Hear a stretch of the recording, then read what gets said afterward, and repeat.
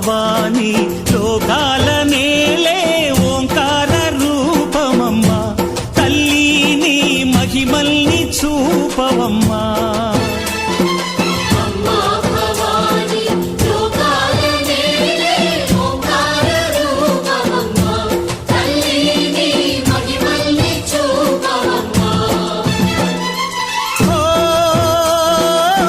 సృష్టికే దీపమా